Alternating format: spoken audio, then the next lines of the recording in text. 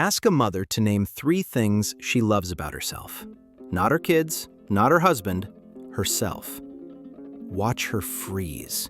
Watch her panic. Watch her realize she has no answer. Research shows 60% of mothers lose their identity within 5 years, leading to depression, broken marriages, and emotionally damaged children. The darkest part? There's a moment, one specific turning point, where if a woman doesn't wake up, she never gets herself back, and most women miss it completely. This isn't motivation talk. This is 15+ peer-reviewed studies from Harvard, Stanford, and Yale that took me weeks to compile into one video you can actually use. There are 3 lies that society whispers to women from the moment they're born. These lies are so deeply embedded that most women don't realize they've internalized them until it's too late. Lie number 1. Sacrifice means happiness. We're told that giving up yourself for your family is noble, that real love means erasing your boundaries. But Dr. Kristin Neff from the University of Texas studied this for over a decade. Her research shows that women who engage in extreme self-sacrifice have 73% higher rates of burnout and depression. Sacrifice and self-erasure are not the same thing. Healthy sacrifice has limits. Self-erasure has none. Lie number 2. Good mothers don't need personal time.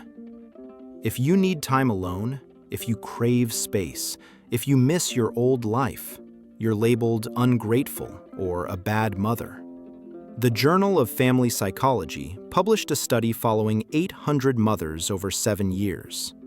Mothers who maintained personal hobbies raised emotionally healthier kids with better independence skills. The children of mothers who sacrificed all personal time showed higher rates of anxiety and codependency. The very thing we're told makes us good mothers actually harms our children. Lie number 3. Your family's success is your success. Women are conditioned to find fulfillment through other people's achievements. Your child gets an A? That's your success. Your husband gets a promotion? That's your success. Dr. Carol Gilligan from New York University explains, women are socialized to be relational beings, their worth measured by how well they care for others. Men are socialized to be autonomous beings, their worth measured by personal achievement. When a man becomes a father, he's still David the engineer who happens to have kids. When a woman becomes a mother, she becomes just a mom. Once these lies take root, the invisible thief starts stealing everything. Let me tell you about Emma. 5 years ago, Emma was a marketing manager who ran half marathons, had a book club she started, traveled solo to 3 countries a year, and had this infectious laugh that made strangers smile. Today, Emma is Connor's mom and Jake's wife. The running shoes sit untouched for 2 years. The book club? She quit because who has time? Traveling? Only Disney World trips planned around her 5-year-old's nap schedule. Everyone thinks Emma is thriving. Her Instagram shows a perfect family. Her mother-in-law brags about what a wonderful mother she is. But if you look at Emma's eyes in recent photos, there's something missing. A light went out. This is identity death, and it's happening to millions of women right now. According to the American Psychological Association, over 60% of mothers experience significant identity loss within the first 5 years of having children. But the research doesn't capture the exact moment when a woman stops being a person and becomes only a function. That moment isn't what you think. Do you know what mental load actually means? It's the invisible, unpaid, 24/7 job of managing everyone else's life. Remembering your son needs new cleats, knowing you're low on milk, tracking doctor's appointments, birthday parties, school projects, planning meals during work meetings. Ohio State University found that mothers spend 14 hours per week on cognitive household labor, Nearly a part-time job of just thinking about other people's needs. Let's do the math. That's 728 hours a year. Over 5 years, 3,640 hours. You could learn 3 languages, write 5 novels, start a business, travel to 50 countries, become an expert in literally anything. Instead, those hours evaporate into mental calculations about sandwich bread for tomorrow's lunch. When your brain constantly runs in manager mode for other people's lives, there's no mental space for your own thoughts. Dr. Daniel Siegel from UCLA found that women experiencing chronic mental load show decreased activity in the prefrontal cortex, the part responsible for self-awareness and decision-making. You literally start losing the ability to know who you are. But the mental load is just the setup. The real damage happens in moments nobody's watching. Let me tell you about Vanessa. Beautiful home, successful husband, 2 healthy kids. She never complained. She always said yes. The perfect wife, perfect mother, perfect friend. Except Vanessa had a secret. Every night after everyone went to bed, she would sit in her car in the garage for 20 minutes. Just sit there in silence. The only place where nobody needed anything from her. This went on for 3 years. 3 years of secretly crying while her family slept peacefully, completely unaware she was drowning. This is self-silencing. Georgetown University research shows women who chronically suppress their needs to keep peace have a 60% higher rate of developing clinical depression. But Vanessa was doing exactly what society told her, being agreeable, keeping everyone happy, sacrificing herself, and it was killing her. Dr. Harriet Lerner, who's studied women and anger for 40 years, says women are taught their anger is inappropriate, their needs secondary, that making others comfortable is more important than being authentic. Women learn to smile when suffering, say, "I'm fine" when falling apart, shrink themselves so small that eventually there's nothing left. That's when the anger starts. The kind with no name and no target. Here's what most people don't understand.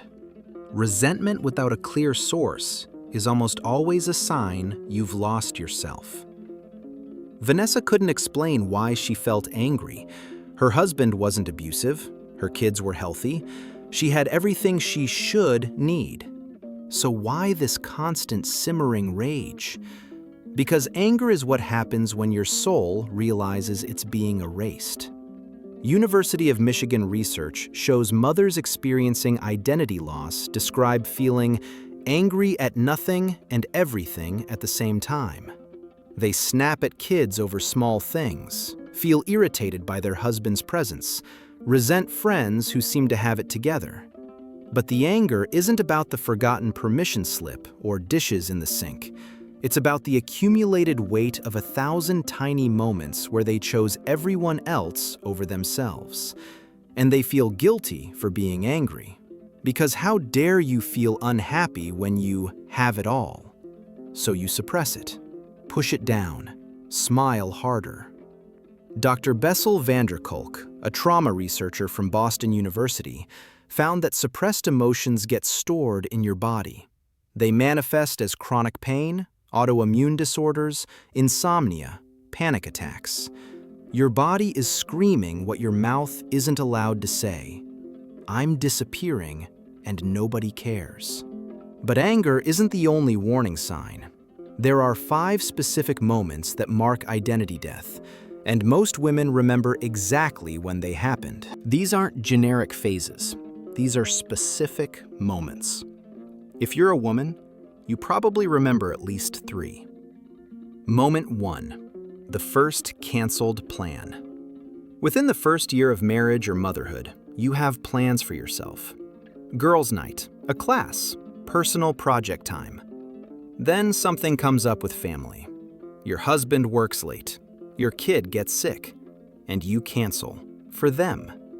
The first time feels noble, but Stanford University shows this first cancellation establishes a pattern. Your time is negotiable. Theirs is not. Moment 2. The abandoned hobby. That thing you loved. Painting, writing, dancing. There was a moment you stopped. I'll get back to it when things settle down. That was the moment a piece of your soul died. The Journal of Positive Psychology found women who abandon hobbies within 3 years of motherhood are 85% less likely to ever return. Moment 3. The dream dismissed. Something you wanted. Career goal, creative project, travel plans. And at some point, you or someone said, "That's not realistic anymore. You have responsibilities." And you believed it. Moment 4. The identity introduction. The first time you introduced yourself through relationships rather than individuality. "Hi, I'm a mom of 2," instead of, "Hi, I'm a graphic designer." Georgetown University found how we introduce ourselves shapes how we see ourselves. When women define themselves relationally, they unconsciously deprioritize individual identity. Moment 5. The mirror stranger. You looked in the mirror and didn't recognize the person staring back. Not physically, emotionally. You saw someone tired, empty, and thought, "When did I become this person? Where did I go?" That moment is a psychological emergency. But hard doesn't mean impossible. Reclamation can start in the next 72 hours. Forget self-care Sundays and vision boards. This is about concrete, rebellious action in the next 72 hours. Hour 1 to 24. Grab paper now. Write. 1. Who were you before marriage/motherhood? What did you love? 2. Who are you now? How do you spend time? 3. What's one thing you've been saying, "I'll do it later," about for years? University of Pennsylvania shows women who complete this audit experience immediate clarity. Awareness is step 1. Hour 24 to 48. The non-negotiable claim schedule. 30 minutes in the next 48 hours that's non-negotiable. Not "if I have time," scheduled. As important as a doctor's appointment. You don't have to do anything productive. Just sit and exist as yourself. No phone, no tasks. Gottman Institute studies show women who maintain non-negotiable personal time report 47% higher life satisfaction and 35% stronger sense of identity. Hour 48 to 72. The reclamation statement. Say out loud, to your partner, family, yourself, one thing you want. Not what we need, what you want. Start with "I want," not "I need." Because want is about desire and identity. Example. I want to start painting again. I'm dedicating Saturday mornings to it. Not asking permission, not apologizing, stating. Dr. Brené Brown's research shows women who voice their desires rebuild self-identity 3 times faster. The 72-hour challenge. Right now, while watching this, pause. Open your notes. Write one thing you miss about yourself. Just one. Then commit to one small action in the next 72 hours. If you miss reading, buy one book. If you miss running, sign up for a 5K. If you miss creativity, buy art supplies. Don't wait for the right time. The right time is now. Comment what action you took. Your story matters. Your reclamation matters. When other women see your comment, it might be the permission they need. Your identity isn't selfish. It's survival. You're not lost. You're buried. And what's buried can be uncovered. The question is, will you start digging today?